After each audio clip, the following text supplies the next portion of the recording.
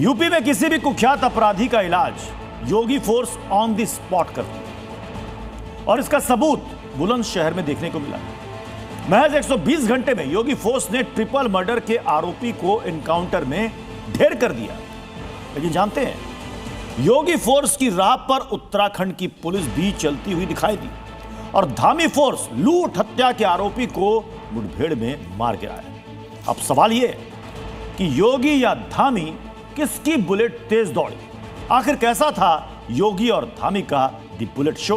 देखिए। बुलंदशहर में योगी फोर्स तो वहीं देहरादून में धामी फोर्स ने ताबड़तोड़ एनकाउंटर को अंजाम देते हुए अपराधी बदमाशों के दिलों में खौफ भर दिया। गौर करने वाली बात यह है कि योगी फोर्स तो अक्सर सूबे में मुठभेड़ को अंजाम देती आई है, लेकिन धामी की पुलिस ने 17 साल बाद उत्तराखंड में किसी एनकाउंटर को अंजाम दिया। सबसे पहले बात उत्तर प्रदेश के बुलंदशहर में हुई मुठभेड़ की, जिसमें योगी फोर्स ने ट्रिपल मर्डर कांड के आरोपी 50,000 के इनामी बदमाश जीतू सैनी को ढेर कर दिया।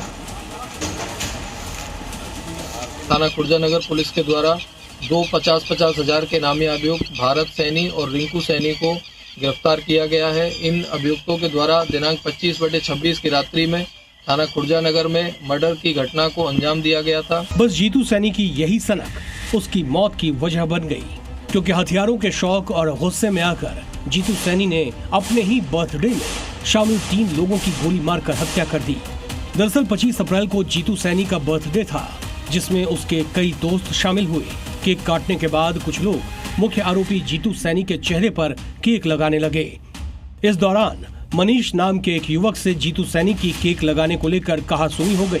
बस फिर क्या था, गुस्साए जीतू ने अंधाधुंध फायरिंग कर मनीष, उसके चचेरे भाई अमरदीप और भतीजे आकाश की हत्या कर दी। पुलिस ने इस मामले में 10 लोगों पर मुकदमा दर्ज किया। दावा है कि मारे गए तीनों युवक भाजपा से जुड़े थे, जबकि आरोपी जीतू सैनी सपा का पूर्व नगर अध्यक्ष रह चुका था। लेकिन जीतू का रसूख भी उसके काम नहीं आया और योगी फोर्स ने ट्रिपल मर्डर के आरोपी को ढेर कर दिया। उसका नाम जीतू सैनी है, जिसे 50,000 रुपए का इनाम घोषित था और वो 25/26 की रात्रि में जो खुर्जा नगर में ट्रिपल मर्डर हुआ था उसमें वांछित भी था। इस घटना में एक बदमाश और था जो वहां से मौके से भाग गया था, जिसकी लगातार कॉम्बिंग और तलाश चल रही है।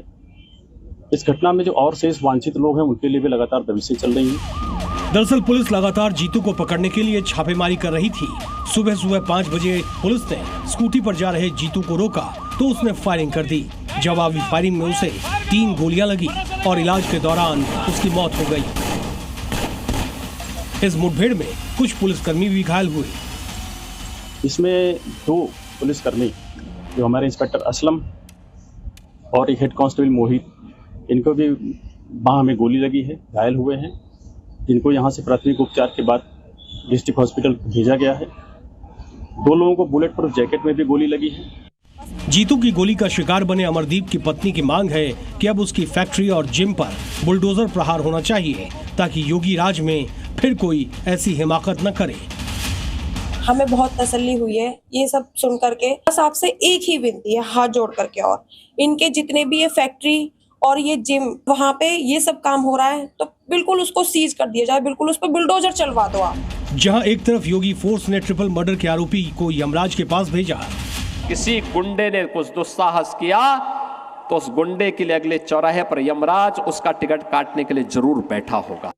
वहीं देहरादून में धामी पुलिस ने 17 साल बाद हुए एनकाउंटर में लूट के एक आरोपी को मार गिराया, जिसने अपने 2 साथियों के साथ मिलकर लूटपाट की वारदात को अंजाम दिया। फिर उस शख्स को गोली मारकर फरार हो गए।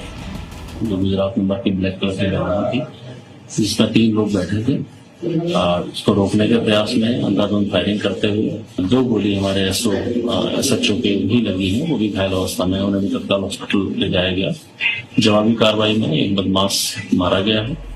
यानी जिस तरह से यूपी में अपराधियों का इलाज हो रहा है, ठीक उसी स्टाइल में उत्तराखंड में धामी फोर्स भी उतर आई है। देवभूमि में अब अपराधियों को बख्शा नहीं जा रहा, बल्कि सीधे जहन्नुम का रास्ता दिखाया जा रहा है।